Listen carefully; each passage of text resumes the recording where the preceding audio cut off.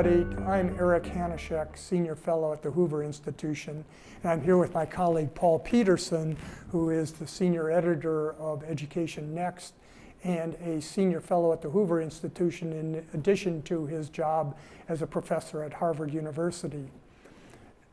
Paul has just come out with a very interesting study that has to do with the funding of education for disadvantaged kids. And it's a milestone report in many ways.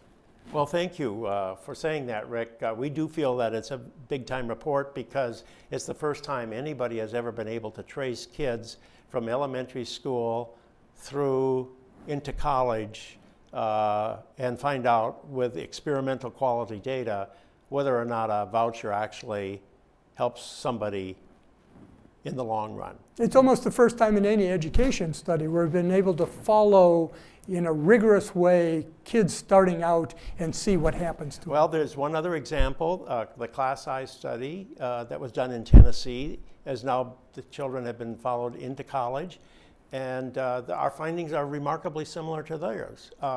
Their study and our study shows that the innovation helped African American students. We found that it increased by 26% the chances of an African American student going to college. And that's about what they found with class size reduction. Eight students less in the classroom, one-third size reduction in the classroom boosted the chances of going to college by almost that much, not quite as much. So, but neither one of us found the benefits for other students. So the benefits of these innovations seem to be particularly great for African American students. This is consistent with your earlier studies on this, isn't it? Where you found that some of these reform activities were really most effective with the most disadvantaged students and not the more advantaged. Yes, we did find that the African American students were much less likely to go to college if they didn't get a voucher.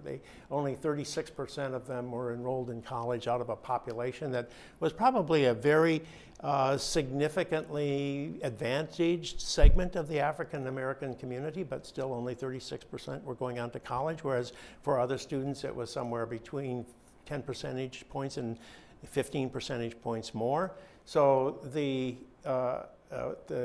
was the disadvantaged group, and this would make sense. Anytime you have an innovation, it's going to have the biggest impact on those who need it the most, and that's what we found. So if you take these findings, do you see some policy implications for them, or is it do more research, or is it that we should have some policies that flow from these? Well, it sort of shows that school vouchers do no harm, and they seem to have a very positive effect on African Americans. And so if you're going to try out a voucher program, it would be smart to do it in a part of the country where there's a lot of minority students, especially African American students. And you should think of this as a way of introducing greater equity into American education.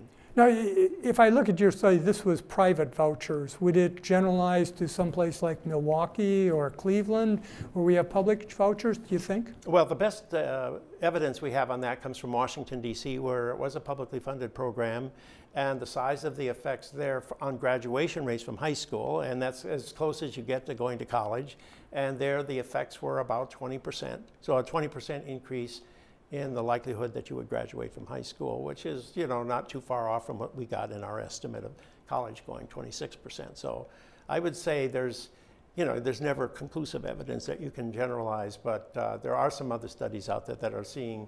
One of the things we find is that test scores may be underestimating the positive effects of these kinds of innovations, not overestimating them. Well, these are exciting findings that you have, and hopefully they'll lead us to better policies. Thanks, Paul. Thanks.